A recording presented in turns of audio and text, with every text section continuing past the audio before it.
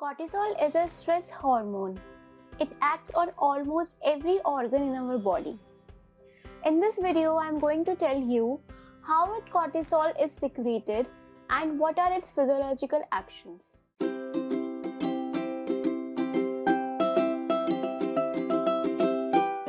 Hey everyone, welcome back to HM Learnings. I am Harshita, the creator of HM Learnings, where students come to clear their concept and to get the study material. Make sure that you have subscribed my channel. You can also follow HM Learnings on Facebook, Instagram and Twitter. We have also started uploading all our slides on website called as SlideShare. You can easily download and clip our slides from that website. I will also share the link of this video slides in the description box, so you can click on that link and you will be on the SlideShare. So with this, we will start our today's video, that is about the hormone cortisol. So cortisol is a stress hormone and it is a steroid hormone. It is a primary glucocorticoid which is synthesized and secreted by the zona fasciculata layer of the adrenal cortex. So we know that we have two adrenal glands, and the adrenal gland is outer cortex layer and the inner medulla layer. The cortex layer is further divided into the three layers, that is the zona glomerulosa, zona fasciculata and zona reticularis. In this, the zona fasciculata secretes the hormone called as a glucocorticoid, and in the humans, the primary glucocorticoid is the cortisol. Okay, so that is why it can be said that it is a primary glucocorticoid which is synthesized and secreted by the zona fasciculata layer of the adrenal cortex. After secreted into the plasma, it will bound to the globulin called as a transcotin, which is synthesized by the liver, or it could be bound to the albumin, or some of its percentage can travel in the free form in the plasma. So we know that all the steroid hormones are synthesized from the cholesterol, and cortisol is also a steroid hormone which will be synthesized from the same precursor called as the cholesterol. So this diagram actually shows the formation of all the steroid hormones by the adrenal cortex, but this video is all about the cortisol, so we will focus only on the synthesis of the cortisol. So I have simplified this diagram into this diagram which shows only the formation of the cortisol. So we know that the cholesterol is responsible for the synthesis. It acts as a substrate for the synthesis of the steroid hormone. So the cell needs to have the cholesterol. So the cell will take up the cholesterol either by the cathepsin mediated LDL receptor uptake or by the de novo synthesis of the cholesterol inside the cell. So after the cell gets the cholesterol will be converted into the pregnal 1 by the side chain cleavage. So pregnal 1 is the precursor of all the steroid hormones. Okay, and here you have to remember one point is that the side chain cleavage is the rate limiting enzyme in the synthesis of all the steroid hormones, since pregnal 1 is the precursor which is common in all the steroid hormones. Okay, so you don't need to remember the whole thing in this figure, just you need to remember 2-3 points and your topic is clear. So you need to just remember that the steroid hormones, they are synthesized from the cholesterol. The cholesterol will be either the LDL will provide the cholesterol or the cell itself will synthesize the cholesterol from the acetate. Next thing, that cholesterol will be converted into the pregnal 1 by the side chain cleavage, which is a rate limiting enzyme in the synthesis of the steroid hormones. Okay, and next thing you have to remember is that this 17 alpha hydroxylase is important for the synthesis of the cortisol. Okay, so these 3 points you have to remember for the cortisol synthesis. Rest of the things, if you don't remember, then it's perfectly fine for the undergraduates. Okay, so now whenever we talk about a hormone, we should know that what is hormone, what is the nature of the hormone. That is already we have done. It is a steroid hormone. How it is synthesized, we have already done. Which layer will secrete this hormone? That is already done. That is the zona fasciculata. Now we need to know that what is the stimulus of for this hormone and how the level of this hormone will be regulated in the plasma. Okay, so the stimulus for the release of the cortisol is the stress. So stress, either it could be the physical stress, the emotional stress, including the fever, or if there is a hypoglycemia in the body, or there is hypotension. So these kind of things will actually stimulate the paraventricular nucleus of the hypothalamus, and this paraventricular nucleus of the hypothalamus will cause the release of the corticotropin releasing hormone. Now this corticotropin releasing hormone will be released into the portal circulation, and by that it will reach to the anterior pituitary.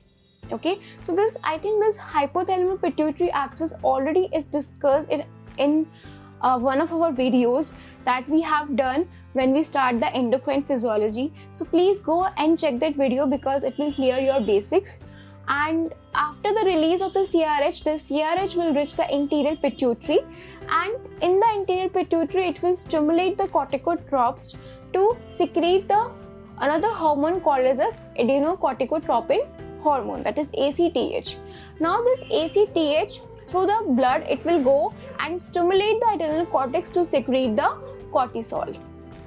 So this is how the cortisol is being secreted. There is a whole axis which is governing the synthesis of the cortisol. Okay, so now you can see that here the cortisol itself is inhibiting its synthesis, which is called as a negative feedback mechanism. So I have already posted a video on the homeostasis. In that I have discussed the positive feedback as well as a negative feedback mechanism. So go and check that video because that video contains many terms like sensors, regulated variable, controlled variable. It will really help you to understand the basic, and you can then easily understand this video. So here the cortisol is inhibiting the synthesis of the ACTH from the anterior pituitary, as well as it is inhibiting the synthesis of the CRH from the hypothalamus. So this is a negative feedback. The cortisol is released in the plasma, and it itself inhibiting its further release by inhibiting the ACTH as well as by inhibiting the CRH from the hypothalamus. So this is how the level of the cortisol is being maintained in the plasma by the negative feedback mechanism. So this is called as a long loop feedback mechanism. Okay. Another thing which is not mentioned here in this diagram is that the ACTH will also inhibit the release of the CRH from the hypothalamus, and this is called as a short loop feedback mechanism. Okay, this is called as a short loop feedback mechanism.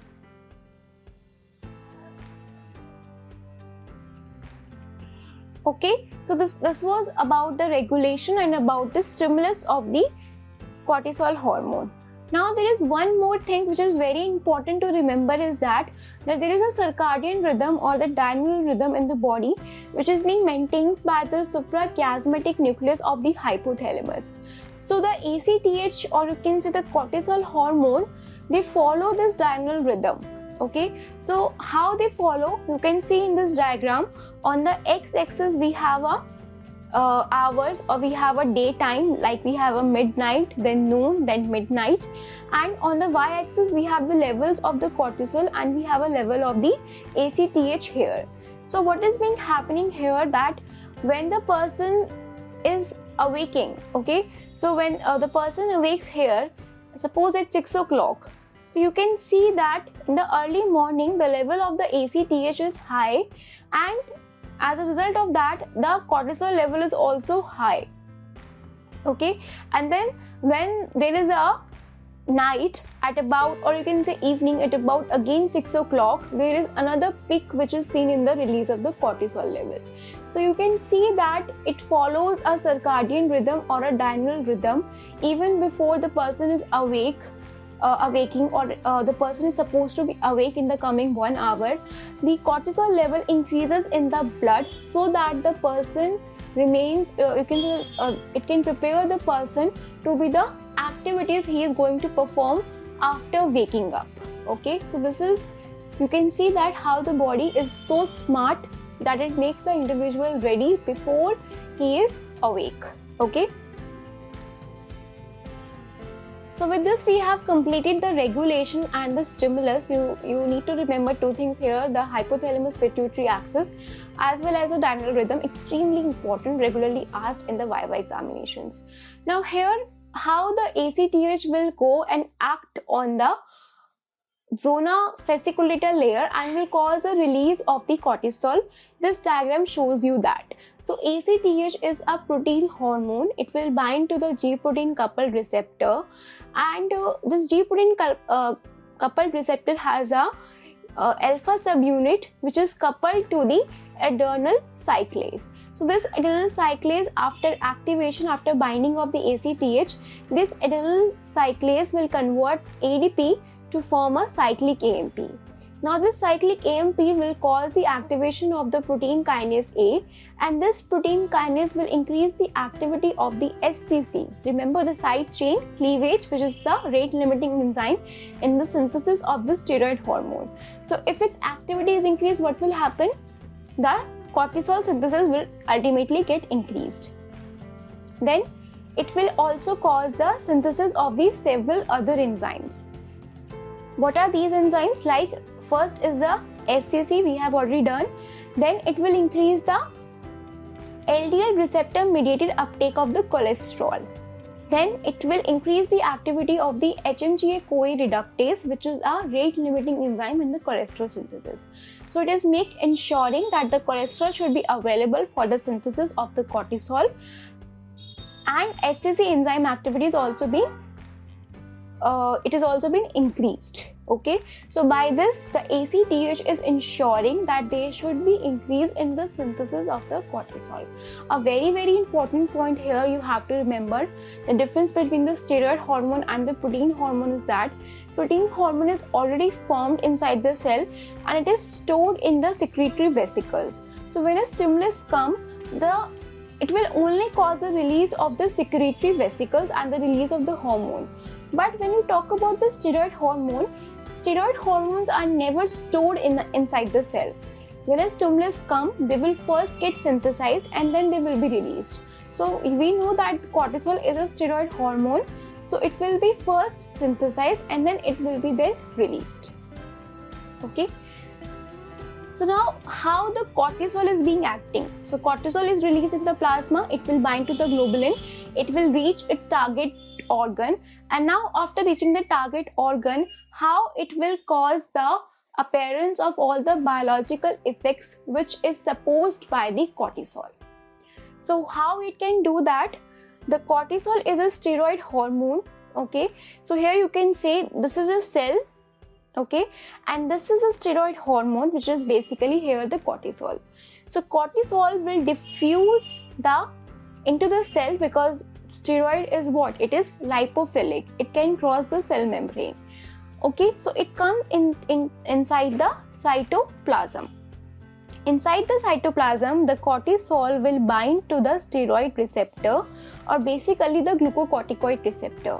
After binding to the glucocorticoid receptor, you can see that before binding, this glucocorticoid receptor is attached to this heat shock protein. Okay, what does that heat shock protein ensures? That this receptor would not go to the nucleus. Okay, so in the normal condition, when there is no cortisol, what was happening? This receptor is being binded to the heat shock protein and remain in the cytoplasm.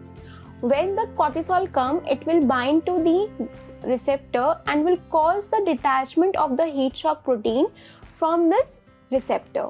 Now we have this glucocorticoid receptor complex ready with us, and this receptor complex has the exposure of this nuclear localization signal and it will translocate towards the nucleus. Okay, so from the cytoplasm, now it will reach the nucleus. Inside the nucleus, what will happen? There should be a dimerization, means there should be another glucocorticoid receptor complex come, and these two will dimerize and then they will bind to the hormone response element, that is a glucocorticoid response element, to cause the transcription to form the mRNA and then form the protein which will bring about the biological effects of the cortisol or the physiological action of the cortisol. Another way is that the steroid can come inside the cell and it can go inside the nucleus and bind to the nuclear receptor present inside the nucleus. And again, the same thing, it will dimerize, it will bound to hormone response element, and then it will trigger the same thing which is being in the case of the cytosolic receptor. Okay, so this is a flow chart or a figure which is showing you the same thing, that cortisol will cross the plasma membrane. It can bind to the cytoplasmic receptor or to the nuclear receptor. After binding to cytoplasmic receptor, the receptor will get detached from the heat shock protein, and there will be exposure of the nuclear localization site. It will cause the translocation of the cortisol GR receptor complex towards the nucleus. There will be dimerization of this cortisol glucocorticoid receptor complex. It will bind to glucocorticoid response element, induce the gene transcription, and bring about the biological effects. Okay. So now we have completed that how it will act on the cell. Now, what is the biological effect or what is the physiological action cortisol brings? Okay, what is the function of this hormone? Basically, we are going to see that, which is extremely important. It is a long answer question. So it has many effects. For cortisol, there is no limit of the actions because it acts on almost every organ in the body. But here I actually restrict to some of these only, because then it will be extremely long video. So first we talk about the metabolic actions of the cortisol. Okay, so just need to remember a journal layout, a journal line about the whole mechanism, that cortisol is also called as a glucocorticoid. Glucocorticoid means the corticoid which will increase the glucose level in the plasma. So all the metabolic actions will be moving around the same thing, that they are all going to increase the plasma glucose level, and hence it will act on many sites to increase the glucose level in the plasma. So it will act on liver, it will act on skeletal muscle, and it will act on adipose tissue, because these all are storehouses of some macronutrients. Liver is a storehouse of glycogen, skeleton muscle has glycogen and protein, and adipose tissue has the lipids. So all these are storehouses of the macronutrients. So first it will act on the liver. Do what? It will actually gonna break all the glycogen into the glucose. Another thing, it will cause the synthesis of the key enzyme involved in the gluconeogenesis, that is the phosphoenol pyruvate carboxykinase. So it will increase the gluconeogenesis. It will also decrease the GLUT4 mediated glucose uptake by the liver and by the skeleton muscle and by the adipose tissue. So hence there will be no uptake of the glucose inside the cell. So glucose will remain in the plasma and the glucose level will remain high. Then on the skeleton muscle, it will do what? It will break all the proteins called the proteolysis, and hence it will mobilize all the amino acids for the hepatic gluconeogenesis. Then on the adipose tissue, it will do lipolysis. So after lipolysis, triglyceride will be break down into the glycerol and the free fatty acids. The free fatty acids will be act as a fuel for the cell so that the glucose can be preserved, and glycerol will act as a substrate for the gluconeogenesis. Okay, then it will act on the endocrine glands also and cause the release of those hormones which are also going to increase the plasma glucose level. Like they will increase the glucagon level, they will increase the epinephrine and the non-epinephrine levels. Then it will also act on the hypothalamus to increase the neuropeptide Y release, and neuropeptide Y release will increase the food intake, further causing the increase in the plasma glucose level. So it is being ensuring that the plasma glucose level needs to be higher, and for that it is acting on the various target tissues and achieving the aim of increasing the plasma glucose level. Okay, then move on to the anti-inflammatory and the immunosuppressive action. So glucocorticoids has a very potent anti-inflammatory and the immunosuppressive action, and that is why it is used clinically in many inflammatory disorders. So how the cortisol does that? This is a table which is showing you the mechanism that how cortisol is anti-inflammatory or immunosuppressive. So first, the cortisol will cause the inhibition of the phospholipase A2.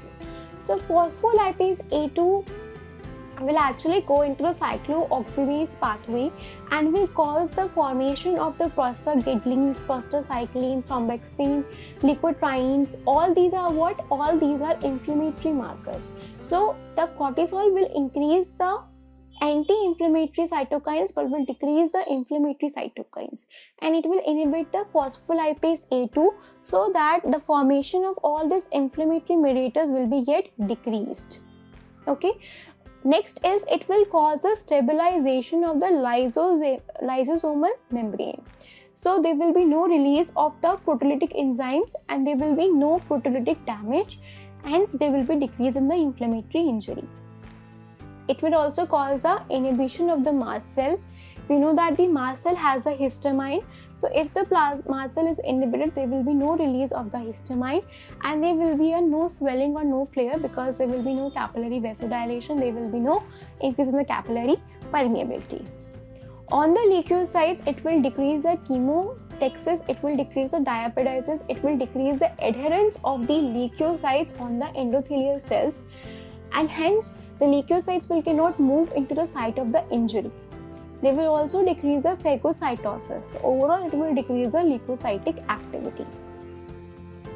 Then, the nuclear factor Kb is very important for the inflammation process. It goes and binds to the DNA and causes synthesis of the inflammatory markers. But because of the cortisol, it can't do so. Why? Because there will be increase in the synthesis of the IKB alpha by the cortisol, and to this IKB alpha the nuclear factor Kb remains binded and hence it cannot move to the nucleus to cause the transcription of those proteins which are involved in the inflammation. So by this there is overall decrease in the inflammation. So this is a very simple table, very easy to understand. Please go by learning this table only in your exams. Okay. Then what is the effect on the cardiovascular system? Cortisol has a permissive action. It permits the action of the hormones like it permits the action of the catecholamines. How? It actually increases the expression and the responsiveness of the beta receptors, and hence there will be increase in the response of the catecholamines, increase in the response of the target tissue towards the circulating catecholamines. That is, there will be increase in the cardiac output, there will be increase in the blood pressure. On the blood cells, it will cause a neutrophilia, monocytosis, but will cause the eosinophilia, basophenia, and the lymphocytopenia. On the connective tissue, it will cause the decrease the fibroblast proliferation, decrease the collagen formation, and hence the bruising. That is, the capillary injury will be get increased under the skin, so the bruising will occur. After this, the cortisol also has the effect on the CNS. What is the effect on the CNS? It influences the mood and the behavior of the individual. It decreases the REM sleep and increases the slow wave sleep. Effect on GIT, it will actually cause the gastric mucosa proliferation, but it also causes the synthesis or increase in the gastric acid secretion, therefore it could lead to the gastric ulcer. Effect on the bone, decrease the calcium absorption and reabsorption and also inhibit the osteoblast. So the bone forming activity will be get decreased, leading to the osteopenia or osteoporosis. Very important is the effect on the fetus. Cortisol is very important for the normal fetal development, the development of the brain, retina, GIT and lungs, and most importantly for the development of the surfactant inside the lungs. Now we have studied the physiological action of the cortisol. Now how the cortisol is being removed from the blood? So it is being removed by the blood by the action of the kidney and the liver. They have an enzyme called as the alpha beta hydroxysteroid, which will convert the cortisol into its inactive form called as a cortisone, and this cortisol will be then excreted into the urine to be get eliminated from the body. So with this we reach to the disorders of the cortisol. What happens when a cortisol level is above the normal range, and what happens when the cortisol level is below the normal range. So when it is above the normal range, the disease is called as a Cushing syndrome. So Cushing syndrome is a syndrome which occurs when there is a excess glucocorticoid, and that excess glucocorticoid could be due to the ACTH producing tumors, or could be the ectopic tumors which are producing the ACTH, or they could be tumor of the adrenal cortex which is producing a lot of cortisol. Next disease is the Addison's disease, which occurs when the glucocorticoid levels are below the normal. There is deficient production of the glucocorticoids due to the adrenal insufficiency, which occurs because there is an autoimmune disorder affecting the adrenal gland, or there is a genetic disorder, there is a disorder mutation in the gene coding for the enzymes involved in the synthesis of the cortisol. So with this we reach at the end of this video. If you like this video, please like, share and comment. Please subscribe to our channel. Also comment down your suggestions to let me know what should I do post next on my channel, and you can follow HM Learnings on Facebook, Instagram and Twitter. Till then, keep learning.